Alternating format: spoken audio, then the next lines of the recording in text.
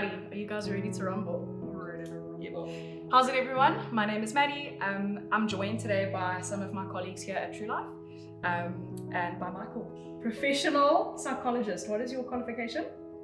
BHA, BHS, BA. What does all of that mean? Just give us one word. What did you I qualify studied to be? psychology, so we do a course. You do your BA, and then you do a BSpsych, and then you do a thesis and Amazing. internship. Yes, amazing. So we're joined by Mike, a psychologist.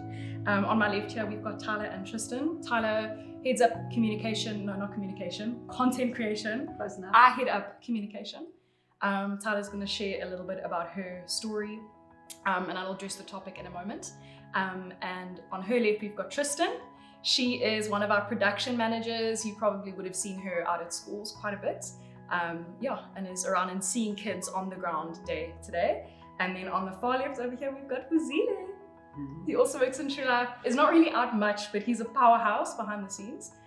So it's really exciting to have these guys share with us today. We're going to be speaking on a topic that's quite sensitive.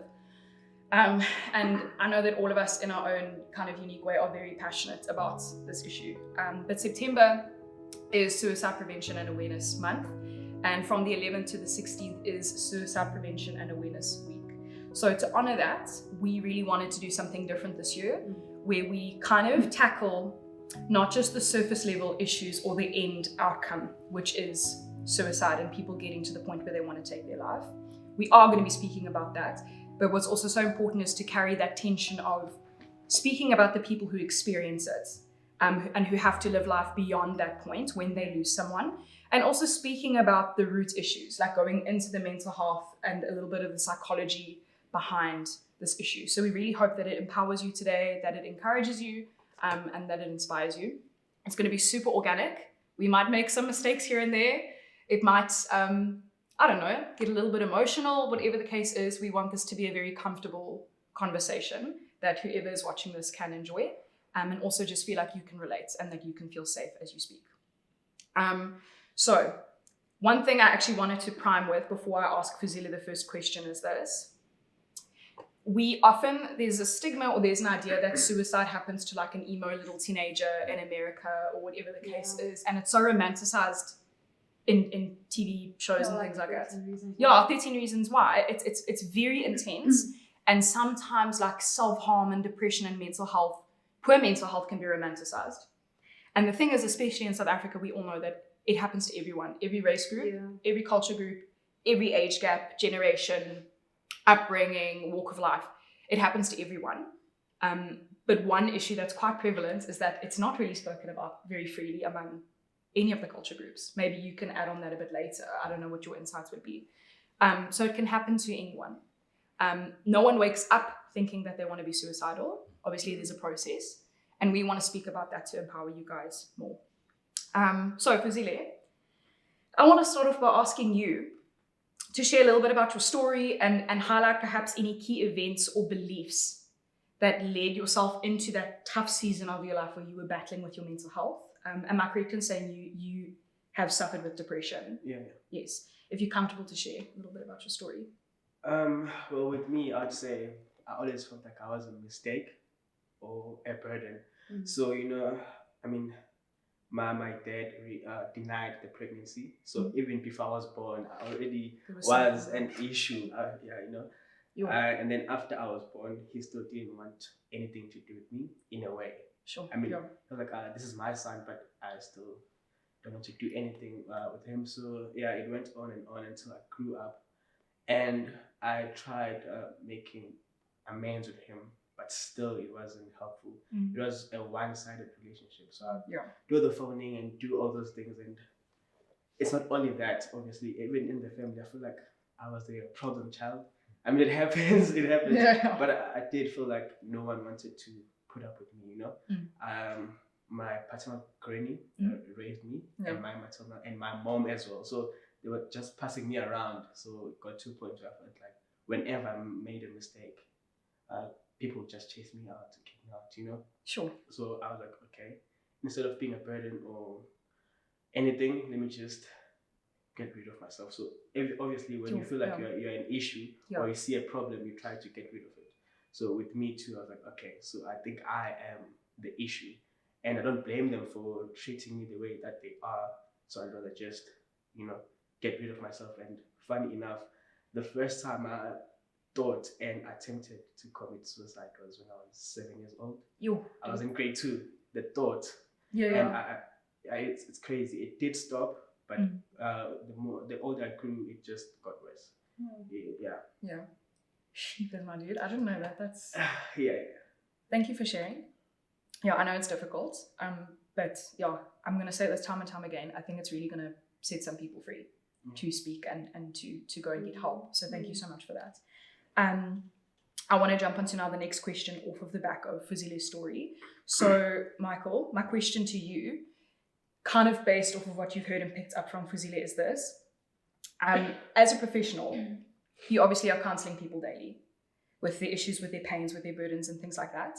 So what do you believe from your experience are some of the biggest influences of particularly teen depression? Because we work with young people, and you heard obviously like Fuzile started this battle from when he was a preteen. Yeah.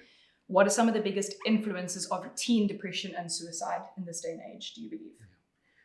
So I think it can be quite a complex discussion. Yeah. I think it's a lot of times it made to be a little bit more simple, but everybody's story is a bit it's different, like Fuzile's story is very specific. Yes. And while there might be some themes that you'll notice, general fatherlessness and people feeling rejected is a theme. It's quite a complex issue.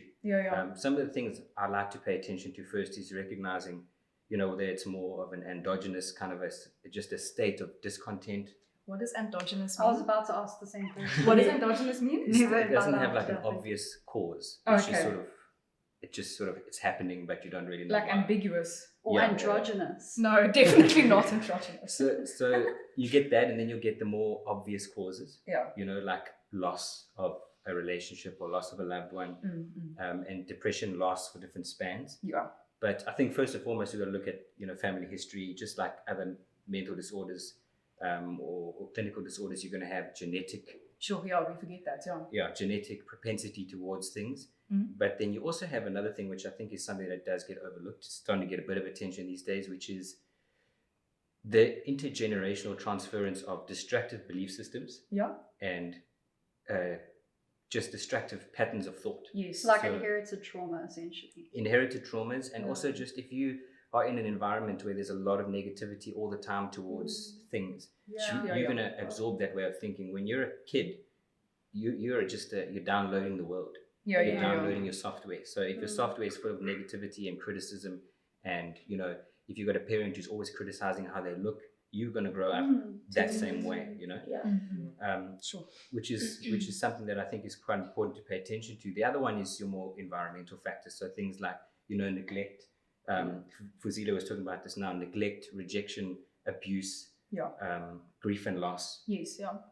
But then I think specifically with this population, which is quite important, we talk about this sort of identity dysphoria that's going on, where we're in such a tricky period. You're trying to navigate the development of who am I actually? I don't know who I am. I'm still learning who I am, and I'm being bombarded with other people's ideals and their depictions of what is success and what I should value, and it just leads to what I call an incongruence. It's just I'm not actually aligned with my personality at all. You see it all the time. I see it in the rehab. You've got guys who will come in there from the streets with nothing. They've got no money, but they're on drugs.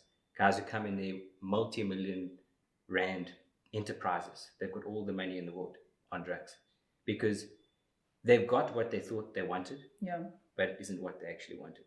And so what we start to get is this: I don't know who I am. I don't know where to start working. And everything just starts to look really, really difficult because this is what success is. This is what doing well is. I don't have the resources for it.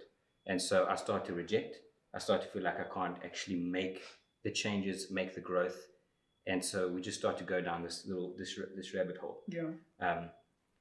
Because that whole thing of who am I actually and what am I supposed to be doing is so important. And the self-rejection that comes with it. If you look at how society sort of celebrates the more charismatic, loud, outspoken people, the introverts tend way more to self-rejection. feel less worthy, or because actually they're very good at observing and they're usually great listeners, and we need them. So valuable.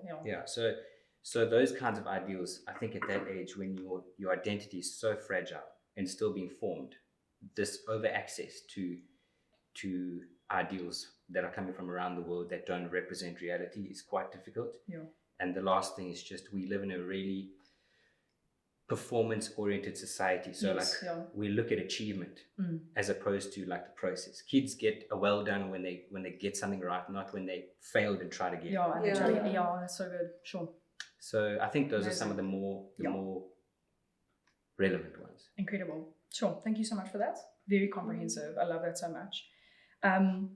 So that kind of has set up the context really, really nicely, for some of the contributing factors as to why our mental state would deteriorate, or even just be warped from such a young age to the point where we cannot develop in a healthy space. And this is the thing, right, is we've been focusing particularly on how it affects young people and teenagers, but actually how those things get formed when we're young to the point where grown-ups take their lives. And that's something that's been formed from belief systems or circumstantial issues over a long period of time. And so now I'm going to direct the question to Tyla, who's got a very, very powerful story. You, as a survivor of losing someone to suicide, right? It's a very, very powerful perspective. And we don't hear enough, I think, from people who have had to overcome something like this and who can still live a whole and a full and a happy life, and also come to terms with what has happened. So could you briefly share with us kind of that story? You don't have to go into detail or show anything that you are not comfortable about, but what was the story about losing a parent to suicide, and how do you feel that affected you as a teenager, young adults? So I'll just quickly generally correct. I was an adult. I was a adult when my dad took his life. I thought you were like in your early 20s. No. So my dad took his life in 2018. Sure, but that's not long ago. No, it's not. No.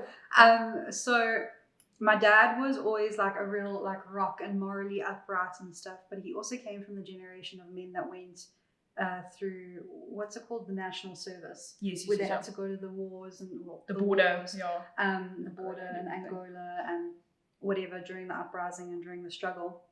And I often thought that there was something like sitting behind that that never really came to the forefront, because we're not taught. Well, they weren't taught to process their traumas and process their emotions. They were never debriefed. It becomes they're never debriefed, and they just completely internalized it. My dad was an incredible father.